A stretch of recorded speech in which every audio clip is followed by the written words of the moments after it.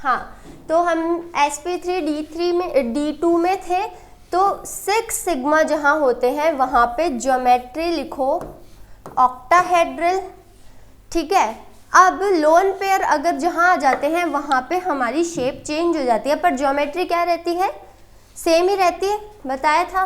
तो यहाँ कौन सी ज्योमेट्री होगी, ऑक्टाहेड्रल, और इधर कौन सी ज्योमेट्री होगी, ऑक्टाहेड्रल। सही है या नहीं है? ऑक्टाहेड्रल मतलब अष्टफलकीय होता है, ठीक है। ये उसकी स्ट्रक्चर होती है, सभी बंद लंबाइयाँ समान होती है। मैंने ट्राइगोनल बाईप्लेनर बोल दिया था, उसकी जगह पिरामिडल लिख लेना, ट्राइगोनल बाय पिरामिडल। हाँ, यही बोला था, मुझे थोड़ा सा कंफ्यूजन हो गया था, कोई बात नहीं।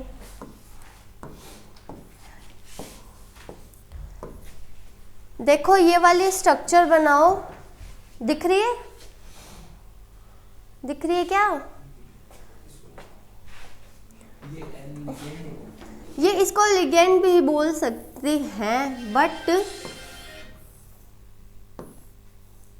बट इसको लिगेंड भी बोल सकते हैं, ए बी करके लिख सकते हो, है ना।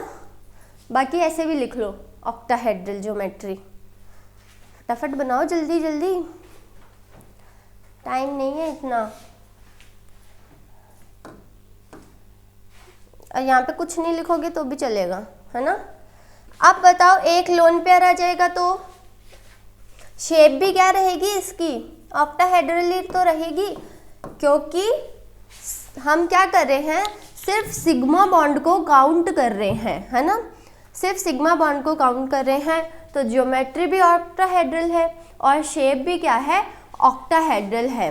अब हमें इस वाले की शेप देखनी है। ज्योमेट्री तो इसकी ऑक्टाहेड्रल है, बनाओ कैसे बनेगी, एक लोन पेयर लगा दूं,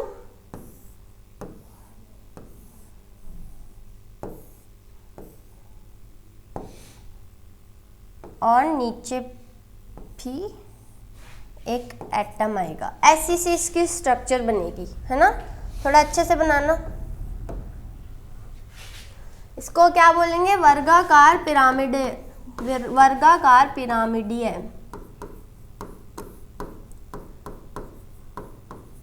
स्क्वायर पिरामिडल,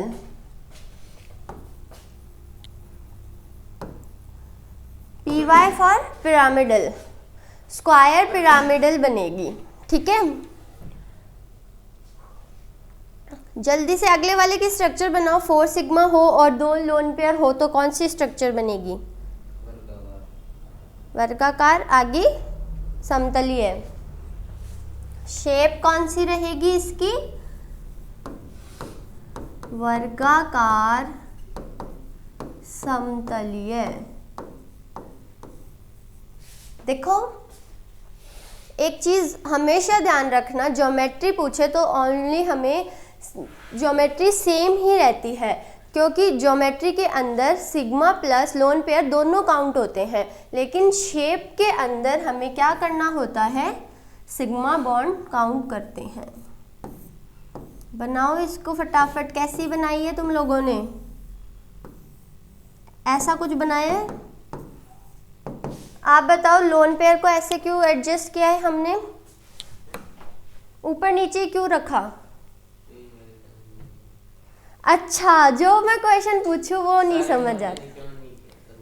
हाँ, क्यों नहीं किया, क्योंकि रिपल्सन कम लग रहा है, यहाँ पे रिपल्सन इन दोनों में कम लगेगा ना, तो जहाँ रिपल्सन कम लगे हम उसको इसी तरीके से सेट करते हैं।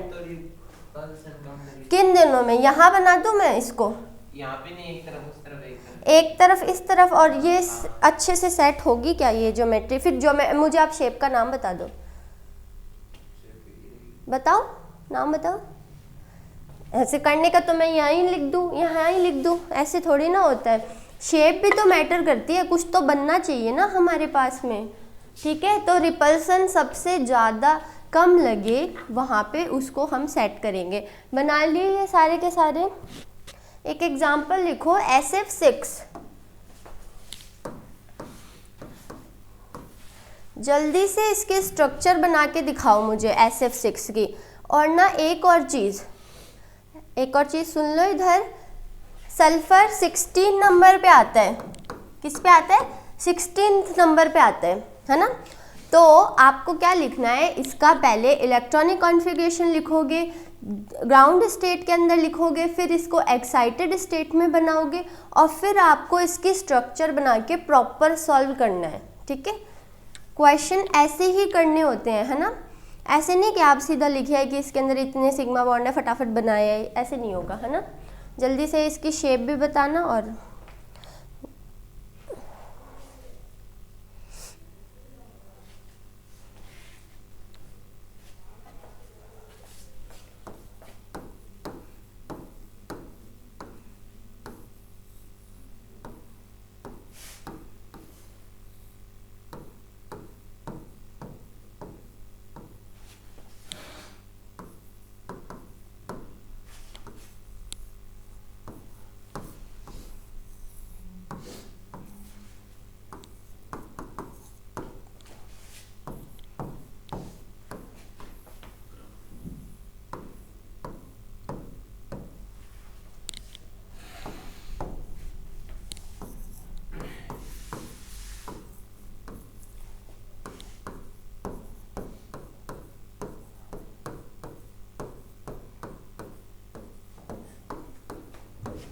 ये होता है एक प्रॉपर वे में क्वेश्चन को सॉल्व करना है हमें, है ना।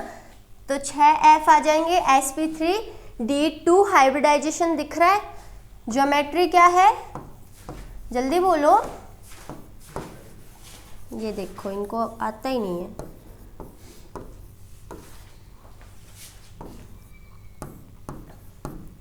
SO4 का करेंगे तो SO4 करेंगे तो करेंगे, रुको जी। इसका कर लिया क्या, जो पूछा है वो कर लिया क्या? यही बना है तुम लोगों का, यही बना है ना। ठीक है,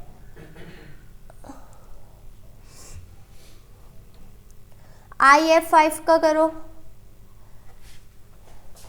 एक IF5 का करो फटाफट।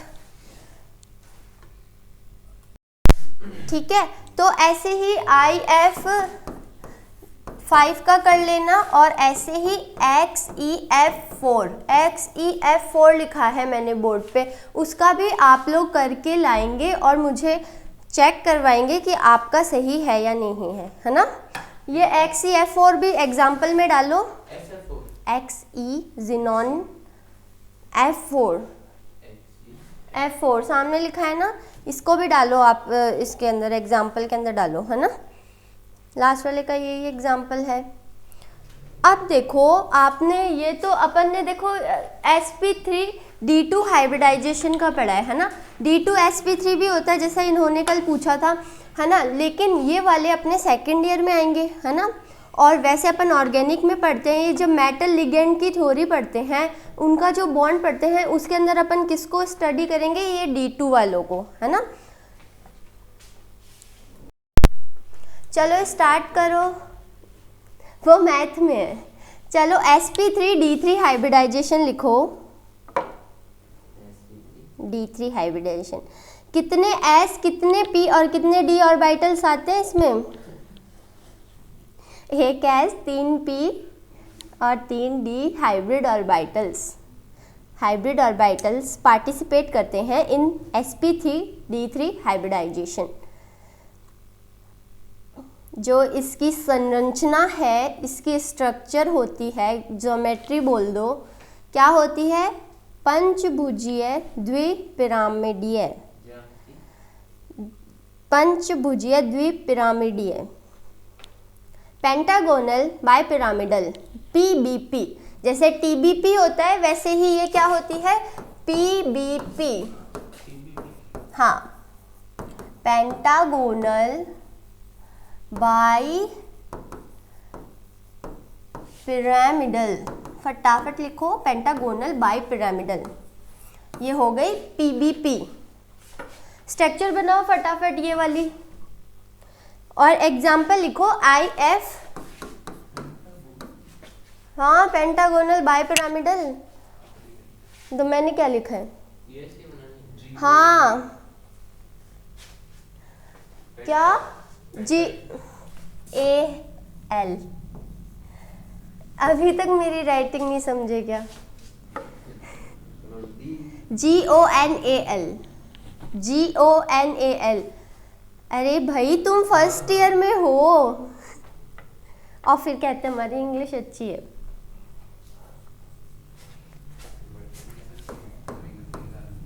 हाँ, तो ये तो 4 ही बनाएंगे। क्या? कहाँ से 4? आप देखो वो तो 1 2 3 4 5। 5 कहाँ पे? एक मिनट, सॉरी, ये रही। अब तो 5 दिख रही है। एक ऊपर एक। हाँ, एक नीचे। कितनी हुई? 7 हुई ना? 1 2 3 4 5। एक जगह B लिखना भूल गई, तो ये तो है ही नहीं। बॉन्ड एंगल लिखो 90 डिग्री, बंद कोण लिखो 90 डिग्री, और इन के बीच में कौन सा होता है? 72 डिग्री का। इन वाले का कितना होता है? 90 डिग्री। ये 72 डिग्री है। 72 डिग्री और 90 डिग्री बॉन्ड एंगल होते हैं। 72 degree and 90 degree bond angle. 72 degree and 90 degree. ठीक है। एक्स मैंने तुम्हें IF7 एग्जाम्पल बताया। एग्जाम्पल में लिखो IF7। इसकी सेम स्ट्रक्चर बनेगी, बीच में I लिख देना, F F F सब जगह जोड़ देना। यहाँ पे लोन पेयर नहीं होती। नहीं तो अभी तो अपन 7 सिग्मा बॉन्ड वाला पढ़ रहे हैं ना, लोन पेयर कहाँ से आएंगे? अब सेकंड लोन पेयर का एग्जाम्पल लिखो जो घर से करके लाना है। XEF6। XEF6 जिसके अंदर 6 सिग्मा प्लस 1 लोन पेयर है, जिसके अंदर क्या है? 6 सिग्मा बॉन्ड है और एक लोन पेयर है। ठीक है, तो ये आपको सारे एग्जाम्पल घर से करके लाने हैं। नेक्स्ट जो टॉपिक है वो लिखो VSEPR theory. Valence shell electron repulsion, valence shell electron repulsion,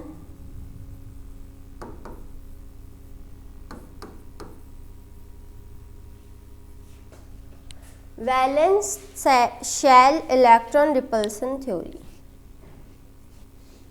Hindi में लिखो संयोजकता कोश इलेक्ट्रॉन युग्म, इलेक्ट्रॉन युग्म प्रतिकर्षण सिद्धांत। रिपल्शन मतलब प्रतिकर्षण सिद्धांत। क्या? VSERT VSEPR. एक मिनट रुको। VSEPR थ्योरी मतलब valence shell electron pair repulsion theory. Hindi में है संयोजकता कोश इलेक्ट्रॉन युग्म प्रतिकर्षण सिद्धांत। लिखो इसके अंदर मॉलिक्यूल की ज्यामिति, मॉलिक्यूल की जो अपन सब पढ़ चुके हैं ना, जितना भी अभी तक अपन ने पढ़ा है ना, वो सब इसमें लिखना है अपने को, बस बात खत्म। लिखो मॉलिक्यूल की ज्यामिति को ज्ञात करने के लिए, और छोटे बच्चे नहीं हो तो फटाफट लिखो। ज्ञात करने के लिए इस थ्योरी का यूज किया जाता है।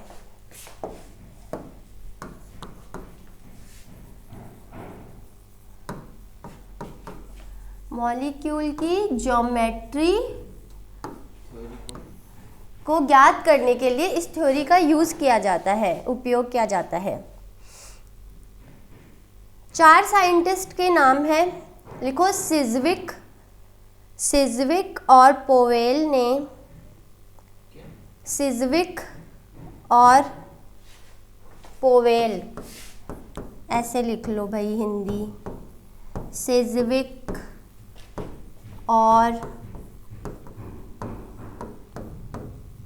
पोवेल, ठीक है। पोवेल ने सन 1940 में 1940 में इस सिद्धांत का प्रतिपादन किया था।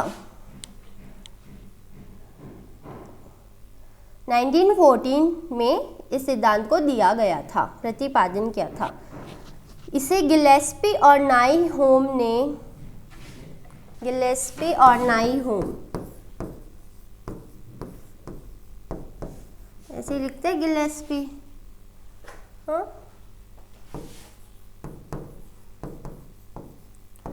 और नाइहोम ने 1957 में विकसित किया। अब देखो एक ट्रिक बताती हूँ जिससे तुम साइंटिस्ट के नाम याद कर सको। ये ट्रिक है SPG,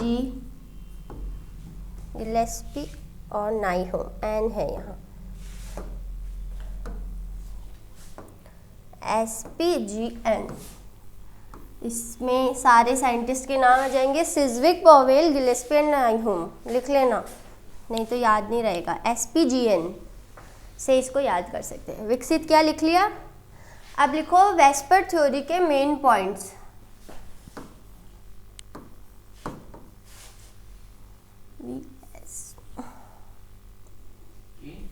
वेस्पर सिद्धांत के मेन पॉइंट, इम्पॉर्टेंट पॉइंट्स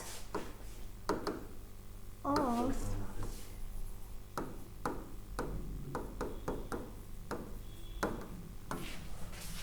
लिखो, यह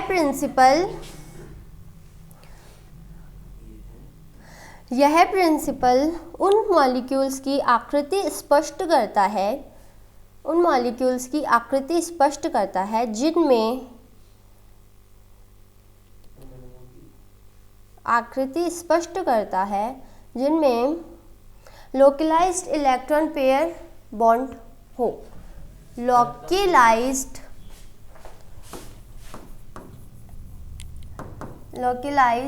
इलेक्ट्रॉन पेयर हो, इलेक्ट्रॉन पेयर बॉन्ड हो। ये लिखो लाइन, समझ में आएगी धीरे धीरे। सेकंड लिखो, किसी मॉलिक्यूल के सेंट्रल एटम के संयोजकता, सेंट्रल एटम के संयोजकता इलेक्ट्रॉन पेयर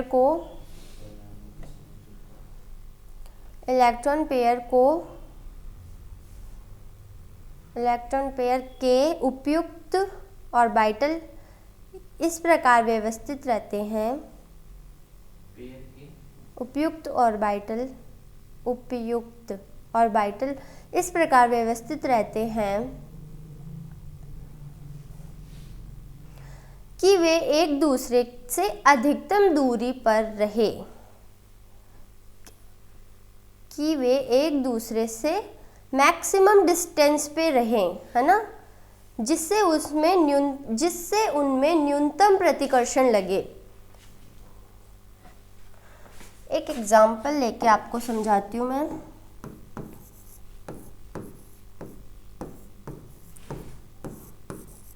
बहुत ही इजीली ये सारी चीज़ें अपन पढ़ चुके हैं और वही मैंने बोली है, कुछ और नहीं गाया है।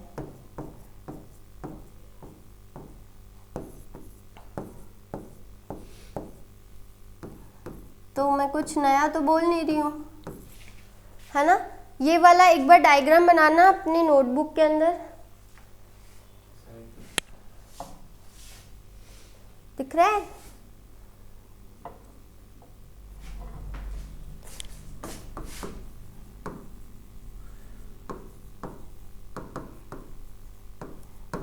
इन दोनों को क्या बोलेंगे, बॉन्ड पेयर ऑफ इलेक्ट्रॉन। ये क्या है, लोन पेयर ऑफ इलेक्ट्रॉन दिख रहा है, वो तो बॉन्ड में बंध गए, इसलिए क्या हो गया, बॉन्ड पेयर ऑफ इलेक्ट्रॉन। और ये वाले कौन से हो गए, लोन पेयर ऑफ इलेक्ट्रॉन। और ये तो सेंट्रल एटम है ही, ये तो पता ही है सेंट्रल एटम है। अब तुम्हें सब कुछ क्लियर हो जाएगा, ठीक है। ये डायग्राम बनते ही क्या लिखा है, न्यूनतम प्रतिकर्षण हो उस प्रकार कौन कौन व्यवस्थित रहते हैं, इलेक्ट्रॉन पेयर उस प्रकार व्यवस्थित रहते हैं जैसे अपन ने अभी हाइब्रिडाइजेशन पढ़ा, उसमें मैंने लोन पेयर को क्या इनसे पूछा था, जब मैंने अक्षीय स्थिति पे रखा था, है ना। तो क्यों रखा था, ताकि उनके अंदर प्रतिकर्षण कम हो, ठीक है। तो इसीलिए ये लाइन समझ में आई क्या, एवरीवन समझ में आई। अच्छा, एक्सप्लेन इट, क्या बोला मैंने अभी, रिपल्सन कम लगता है इसीलिए वो वहाँ होते हैं, इसीलिए ये किसने दिया था, वेस्पर्न ने दिया था। अब लिखो, ये तो बना लिया। अब हाँ, एक और चीज़, ये जो पॉइंट लिखा है ना, उसके नीचे एक एग्जांपल लिखना, BeCl2। बताओ BeCl2 के अंदर कितने डिग्री का एंगल होता है, 180। क्यों है ये एंगल 180 का, ताकि ये मैक्सिमम डिस्टेंस पे हो। ऐसे ही BF3 कितने का एंगल हुआ, 120 हाँ, क्यों है, क्योंकि ये मैक्सिमम डिस्टेंस पे रहे, इसलिए है। दोनों एग्जांपल लिख लो फटाफट।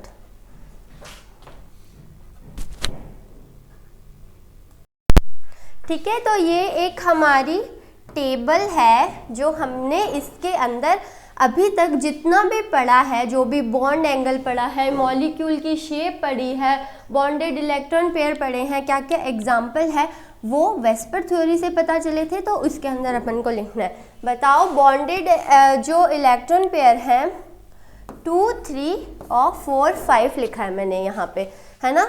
2, 3, 4, 5 लिखे। 2 होंगे, अगर बॉन्ड पेयर 2 होंगे तो शेप क्या होगी, बॉन्ड पेयर, हाँ, लीनियर होगी ना, सरल रेखीय होगी। लीनियर एंगल कितना होगा, 180 डिग्री। एग्जाम्पल 120 होगा तो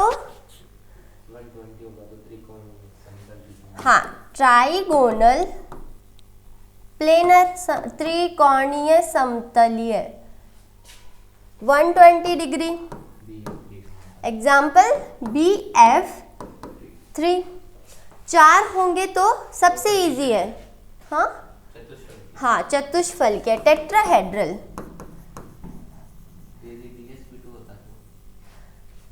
स्क्वायर प्लेनर, हाँ। मैंने आपको क्या बोला कि वो आपका टॉपिक है ही नहीं, वो अपन मेटल लिगेंड में पढ़ेंगे, इसको इसमें मत घुसाओ, इनऑर्गेनिक ऑर्गेनिक अलग अलग रखो, है ना। मेटल लिगेंड में जब पढ़ेंगे तो ये सारे हाइब्रिडाइजेशन दोबारा से पढ़ेंगे, ऑर्गेनिक के एग्जाम्पल भी ले सकते हैं वैसे इसमें, बट अपन इनऑर्गेनिक पढ़ रहे हैं ना, और सेकेंड ईयर में भी आएगा ये, है ना, अच्छे से। तो लिखो टेट्राहेड्रल। बताओ एंगल बताओ, और एग्जाम्पल यूनिवर्सल, हाँ, बहुत है, और बताना, बहुत है, और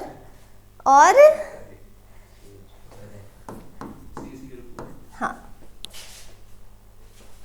5th 5 हो तो क्या होंगे, अरे भाई 5 होगा तो क्या होगा, TBP, ट्राइगोनल बाइपिरामिडल। अच्छा, अष्टफल की होगी, किस में होती है अष्टफल की, आप तो बताना पड़ेगा, बताओ किस में होती है, कितने बॉन्ड एंगल, सॉरी, जो बॉन्डेड पेयर होते हैं कितने होने चाहिए, कितने बॉन्ड बनेंगे, तो मैंने क्या लिखा है, ये नाटक बहुत अच्छा किया तुमने।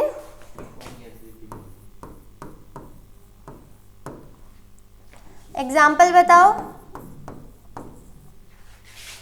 PCl 5 यूनिवर्सल, PF5 भी होता है, कुछ भी लिख दो, बहुत सारे एग्जाम्पल होते हैं। ठीक है, अब 6 7 का लिख लेना फटाफट। अब लिखो थर्ड, जल्दी से पॉइंट लिखो। किसी मॉलिक्यूल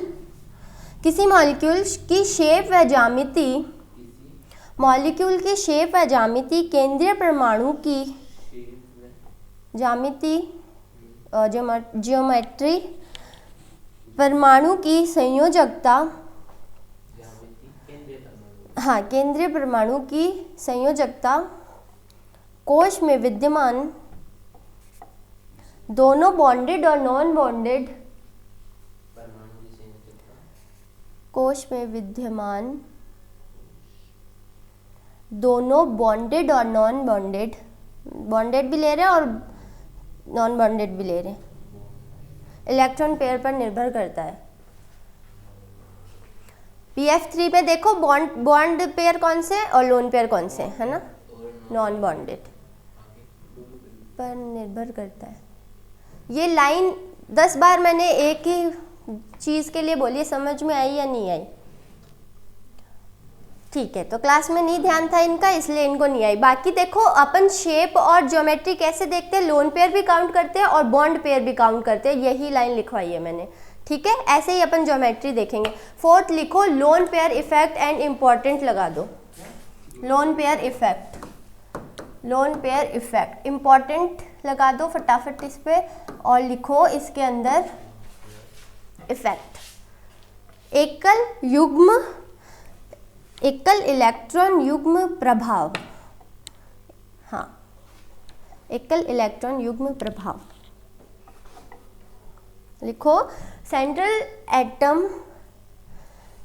एटम की सतह पर बॉन्डेड इलेक्ट्रॉन पेयर की अपेक्षा, सतह पर बॉन्डेड इलेक्ट्रॉन पेयर की अपेक्षा लोन पेयर ऑफ इलेक्ट्रॉन, और मैं बॉन्डेड पेयर को BP बोलूँगी, है ना, BP ऑफ इलेक्ट्रॉन की अपेक्षा LP ऑफ इलेक्ट्रॉन अधिक स्थान घेरता है। भाई लोन पेयर अधिक स्थान घेरता है ना, ये लोन पेयर है, ये बॉन्ड पेयर है, कौन सा ज़्यादा स्थान घेरेगा? लोन पेयर, है ना, अधिक स्थान घेरता है, इसीलिए उस ऑर्बिटल को थोड़ा दबा भी देता है। मतलब लोन पेयर क्या करता है, ऑर्बिटल को थोड़ा पुश कर देता है, दबा देता है, या रिपल कर देता है, प्रतिकर्षित कर देता है या रिपल कर देता है, जिससे अणु की आकृति बदल जाती है, जिससे शेप क्या हो जाती है, चेंज हो जाती है। शेप नहीं वैसी नहीं रहती जैसी होनी चाहिए, शेप चेंज हो जाती है, और बॉन्ड एंगल में भी चेंजेस आ जाते हैं। किस में चेंज आ जाते हैं?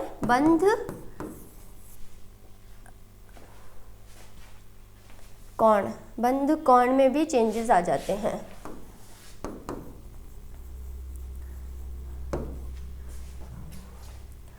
ठीक है, बॉन्ड एंगल लोन पेयर होगा तो क्या करेगा, वो ऑर्बिटल्स की शेप को एकदम डिफेक्ट कर देगा। इससे क्या होगा, उसके बॉन्ड एंगल भी चेंज हो जाएंगे, और क्या क्या हो जाएगा, शेप भी चेंज हो जाएगी। ये लाइन समझ में आई? इसे हम क्या बोलते हैं? इलेक्ट्रॉन युग्म, एकल इलेक्ट्रॉन युग्म प्रभाव। ठीक है, तो ये हमारी VSPR थ्योरी हो गई है। आज के लिए इतना ही।